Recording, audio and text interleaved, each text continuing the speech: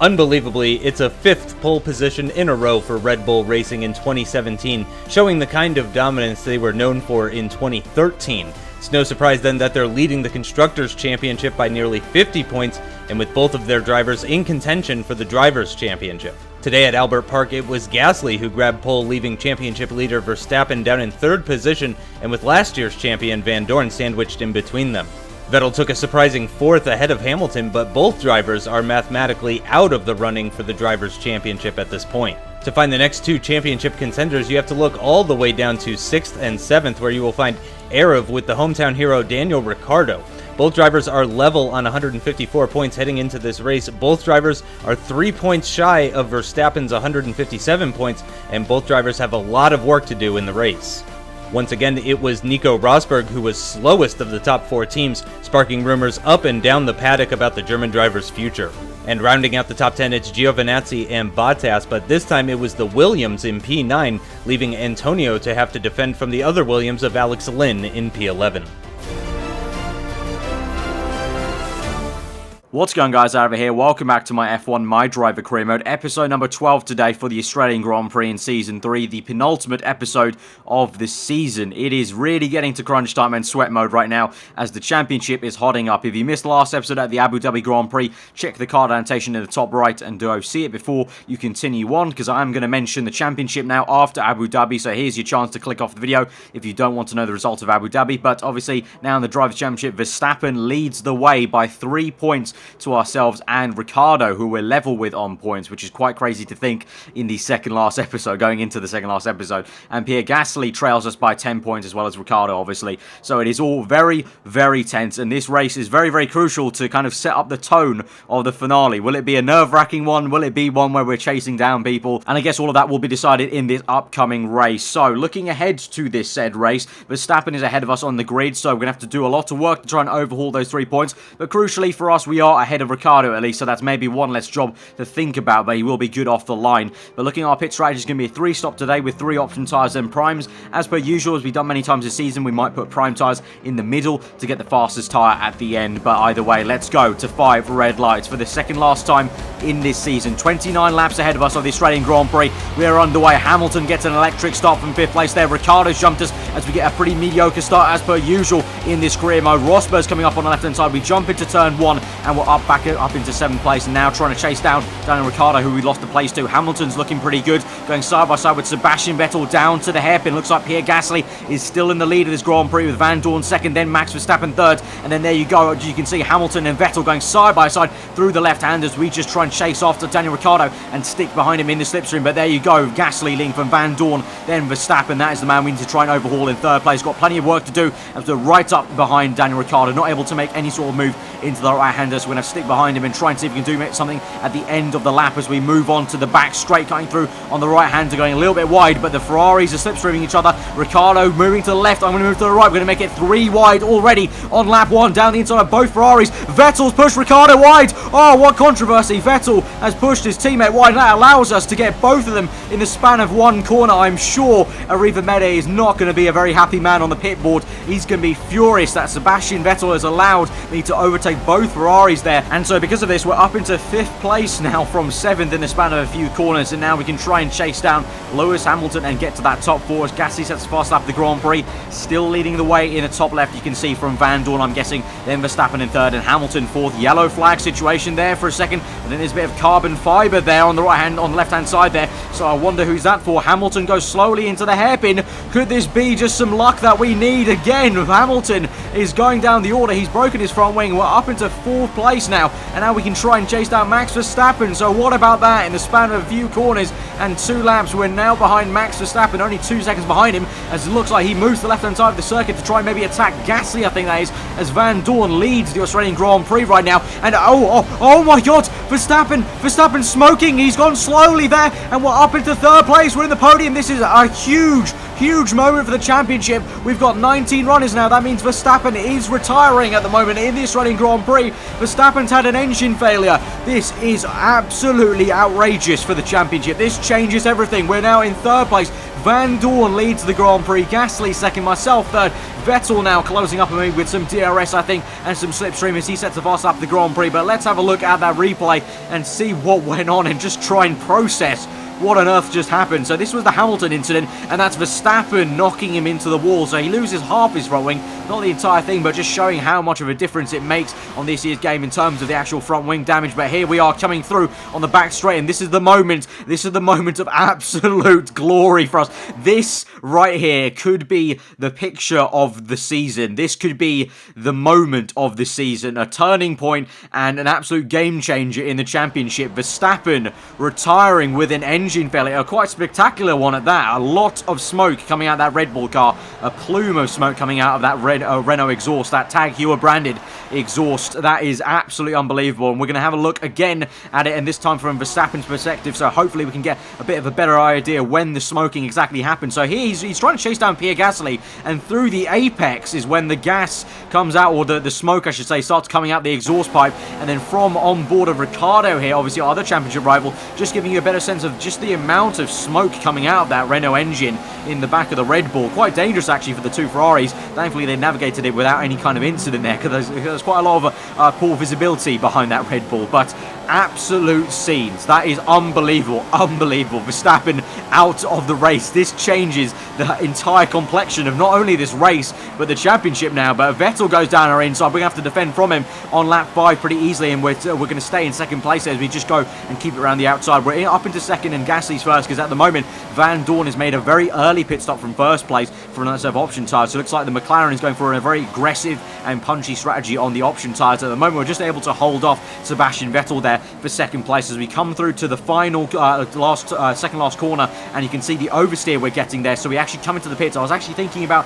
staying out for one more lap and pitting on lap 7, but immediately as soon as I kind of felt the oversteer out that second last corner, I thought, you know what, we need to come in. And you can see there on the replay camera, Rosberg actually comes in on the same lap. So unfortunately I did have to kind of pin him down and maybe lose him a bit of time, but to be fair, I am the one in the championship fight and Rosberg is nowhere near the championship fight, so I think that's fair enough. So we get first priority on that. So we've come out on option tyres again, so obviously we're going option for now. I think we'll probably go to prime tyres for the next tyre, because I think that, you know, especially with the situation we're in now, you know, we don't have to worry about overtaking Verstappen. We just have to try and secure this position, maybe catch Gasly, and I think the best way we could do that is maybe being on the option tyres at the end on lower fuel. But as we come through onto lap 8 now, you can see Gasly is out of the pit and he's in 5th place. We're in 6th at the moment. Some people are yet to make their pit stops. I'm pretty sure Van Dorn is ahead of Gasly at this point, so he still leads the Grand Prix, just showing the improvement McLaren have been making for these last few races. So at the moment, Bottas is actually behind us. He's just overtaken Ricciardo there. You saw Ricciardo briefly there before, and now on to lap 9. We set the fast lap of the Grand Prix, actually catching Pierre Gasly right now, and there's only a few seconds in between us at the moment, so this could be quite a tasty second stint on the fresh option tyres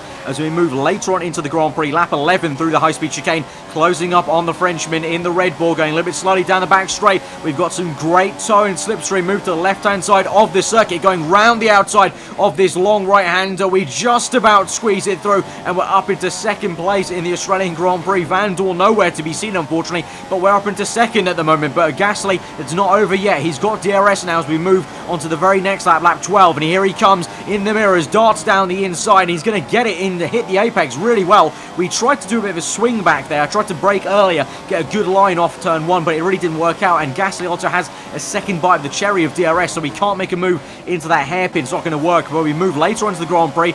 Good exit off that last corner. Got a good run down towards this next right-hander at a very unorthodox place to overtake, but we hit the apex. We go side by side. We just about squeeze it through. A bit of oversteer on the exit for good measure, but we just about squirm it and wrestle the car through for second place once more. So you can see Van Dorn in first place. On the mini-map, you can see quite a sizable gap to first place, so it looks like the win is sort of out of the question here, but I'm not complaining because we've never really been in this position before to fight one of the Red Bulls completely, and it looks like Gasly is actually struggling here, so maybe he has an issue as well, just like Verstappen. Maybe it's like a Red Bull issue right now in Australia, I'm not too sure. But at the moment, on to lap 13, I make sure I sit on the prime tyres. I definitely want to go to the primes, but here comes Gasly once more. Van Dorn's already made an earlier pit stop, and Gasly goes right round the outside of us into turn 1, and it looks like we won't be able to do anything. We're going to try our best. We'll have another bite of the cherry of DRS once more, so it looks like we're going to have to settle down for being behind him for now. now, but at the end of that lap, we're going to come in for our second pit stop of the afternoon here, and we'll be going on to the prime tyres. So this may be the slower tyres, so as a whole, the stint may be a little bit slower for pace, but right at the moment, you saw there Gasly stayed out, so we could be getting an undercut here by the time we come round and he makes his pit stop. He'll be probably going on the option tyres, as most of the grid will probably do, so we will definitely be faster at the end, I hope, but we're gonna have to be a little bit patient in this middle stint and kind of maybe potentially not be open to make an overtake on him, but we might get him on the undercut really, because the undercut seemed pretty powerful here in Australia looking at the first stint, because Van Dorn was able to get quite a good one on both me and Gasly. So as we move on to lap 14, let's see if we are going to be making an undercut. Lynn comes into the pits there in front of us, doing quite well actually there, the British man in the Williams car, I think probably at the tail end of the points I think, and up top on the left you can see Van Dorn leading the Grand Prix, and who is this coming out the pits? It is Gasly, and we are going to get the undercut we talked about into turn 1. We go a little bit gingerly there, but we're up into what will be 5th place at the moment, but a net 2nd place once everyone makes their pit stop. So we come through onto the end of lap 15, and there is the last few runners, Sainz, and I think that's Hulkenberg there in the Alfa Romeo car coming to the pits. So as we come through, this will be what will be a net 2nd place, I think, unless someone else is yet to make the pit stop. No, it will be 2nd place.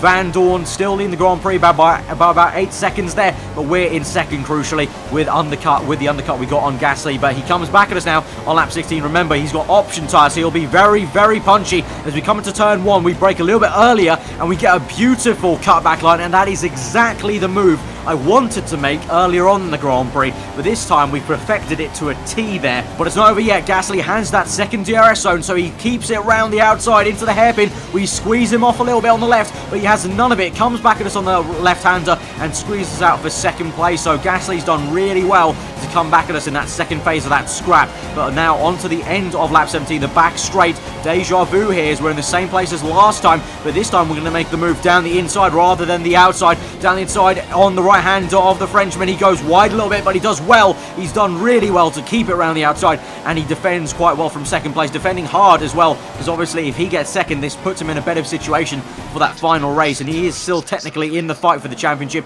10 points down as it was coming into this race. But onto lap 21 now, you can see a lot of oversteer coming to the pit lane right now, and so we're coming in for our final pit stop of the Grand Prix, our set of option tyres. Gasly also comes in on the same lap, interestingly enough, so no undercut will be had, but you saw we cut 4 laps later onto this lap, because after Gasly defended quite well for me to get that 2nd place back off me when I tried on lap 17 on the back straight, he just waltzed away on the option tyres to just show the options really just add the pace. After that initial phase of the prime tyres feeling pretty good and being worn up, they just really came to their own. But now, crucially, we're on that set of tyres, so we should be able to close up on Gasly and hopefully, all fingers crossed, be able to overtake him and keep it in 2nd place here. So we move on to lap 25 now. 4 laps to go in this Grand Prix, and we're closing up on the Frenchman in the Red Bull. We've got a Force India for good measure for company with the blue flags, so this might help us a little bit through the high-speed chicane, trying to keep up as much as we can here. The Force India will move to the right-hand side. He actually comes dangerously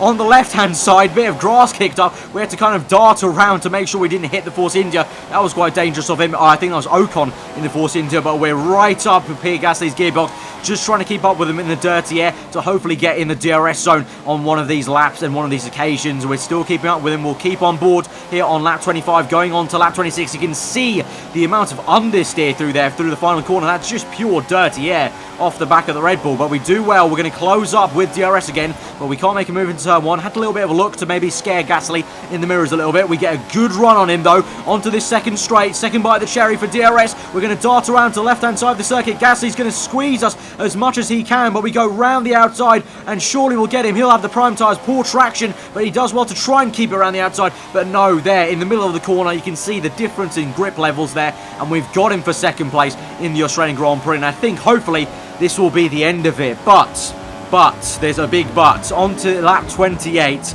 we have got some major problems. As you can clearly see, there appears to be some smoke coming out of our engine.